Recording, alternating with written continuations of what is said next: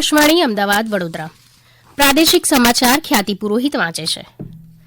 પ્રધાનમંત્રી નરેન્દ્ર મોદીએ આજે પીએમ આવાસ યોજના અને અન્ય આવાસ યોજનાઓ હેઠળ સમગ્ર ગુજરાતમાં નિર્માણ પામેલા 1,30,000થી વધુ મકાનોનું વર્ચ્યુઅલ લોકાર્પણ અને ખાતમુહૂર્ત કર્યું હતું. આ પ્રસંગે સંબોધન કરતા પ્રધાનમંત્રીએ દેશમાંથી ગરીબીને નાબૂદ કરવા સરકારને સહયોગ આપવા અને સરકારી યોજનાઓનો મહત્તમ લાભ ઉઠાવવા માટે લોકોને હાકલ કરી હતી.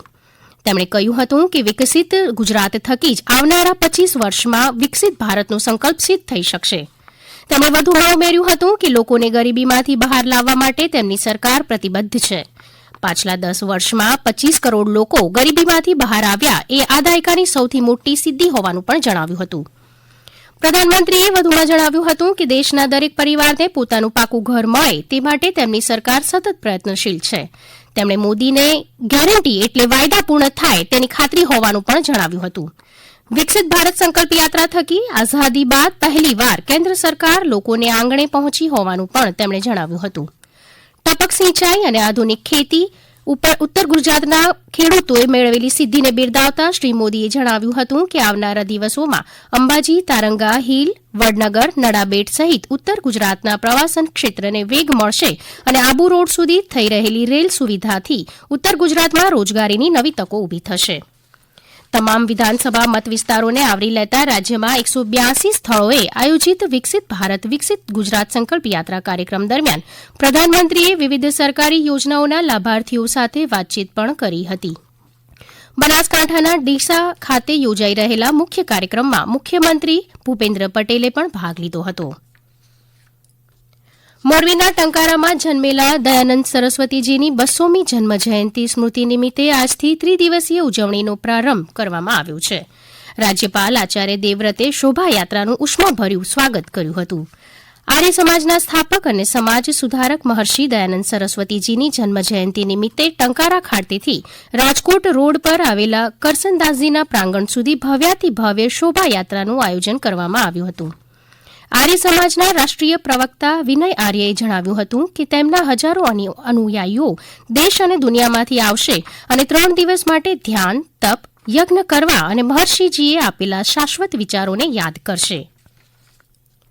પ્રદેશ ભાજપ દ્વારા ગાંવ ચલો અભિયાનનો આજથી આરંભ થયો છે. આ કાર્યક્રમ અંતર્ગત મુખ્યમંત્રી ભૂપેન્દ્ર પટેલ આજે બનાસકાંઠા જિલ્લાના જલોત્રા ગામના કાર્યકર્તાના ઘરે જઈ રાત્રિ રોકાણ કરશે. આ અભિયાનમાં ગુજરાતના દરેક ગામો અને શહેરી વિસ્તારના તમામ બૂથોમાં એક ભાજપ કાર્યકર્તાને જવાબદારી નિશ્ચિત કરાશે.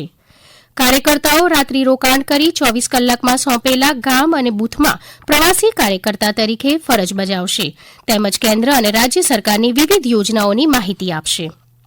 આ અભિયાનમાં ભાજપ પ્રદેશના હોદ્દેદાર, રાજ્યના મંત્રીઓ, ધારાસભ્યો, તાલુકા અને જિલ્લાના હોદ્દેદારો પણ જોડાશે. ભાવનગરમાં આવેલી મહારાજા શ્રી કૃષ્ણકુમારજી અંધ ઉદ્યોગ શાળાએ ડિજીટલ બ્રેઇલ શિક્ષણ ક્ષેત્રે અદભુત કાર્યક્રમનું આયોજન કર્યું હતું. વિશ્વની પ્રથમ ડિજીટલ બ્રેઇલ સ્લેટમાં પ્રજ્ઞાચક્ષુ વિદ્યાર્થીઓ બ્રેઇલ લખી શકે તેમજ અવનવી બ્રેઇલની રમતો રમી શકે તે માટે સંસ્થાએ ટ્રેનિંગ કાર્યક્રમ યોજ્યો હતો. આ માટે બેંગ્લોરની થિંકરબેલ લેબ્સના ટેકનિકલ એક્સપર્ટ શ્રી સિદ્ધાંત રાઠોડ અને શ્રી ખેવના પારેખે 12 વિદ્યાર્થી અને 4 શિક્ષકોને એનીની ટ્રેનિંગ આપી હતી. કાર્યક્રમમાં વિવિધ રમતો, ડિજીટલ સ્લેટ, બ્રેઇલ ડિસ્પ્લે અને speaker, typing key, large braille અને standard braille, power button, navigation key, volume સહિતના ઉપકરણોની માહિતી આપવામાં આવી હતી. કચ્છ ખાતે પશ્ચિમ કચ્છ પોલીસ દ્વારા ત્રિદિવસીય સ્પોર્ટ્સ મીટનું આયોજન કરવામાં આવ્યું હતું. ડીજીપી વિકાસ સહાયની ઉપસ્થિતિમાં મશાલ પ્રજ્વલિત કરી ખેલાડીઓ દ્વારા પરેડ કરવામાં આવી હતી. કાર્યક્રમમાં માધાપરની વિરાંગનાઓના સન્માન સાથે પ્રજાલક્ષી યોજનાઓને રજૂ કરતા વિવિધ ટેબ્લોનું પ્રદર્શન પણ કરવામાં આવ્યું હતું. કાર્યક્રમમાં કચ્છ પોલીસ હેડક્વાર્ટર્સ સહિત અલગ અલગ પોલીસ મથક વિસ્તારમાં રમતો રમાડવામાં આવી હતી. કાર્યક્રમ અંતર્ગત સરહદી ગામ કુરન ખાતે અખંડ ભારત પોલીસ મિત્ર સંમેલનનું પણ આયોજન કરવામાં આવ્યું હતું. સુરેન્દ્રનગર જિલ્લા પંચાયત કચેરીથી નવા સર્કિટ હાઉસ તરફ અંદાજિત ₹5 કરોડના ખર્ચે નિર્માણ પામેલ બ્રિજનું નાયબ મુખ્ય દંડક જગદીશ મકવાણાના વરદ હસ્તે લોકાર્પણ કરવામાં આવ્યું.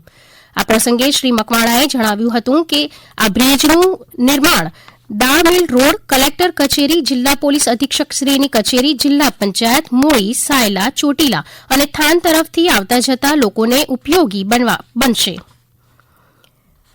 ચોમાસામાં ભોગાવો નદીમાં વરસાદી પાણી ભરાવાના કારણે આ રોડ વારંવાર બંધ રહેતો હતો. આ લોકાર્પણથી સુરેન્દ્રનગરના લોકોની સુખાકારીમાં વધારો થશે.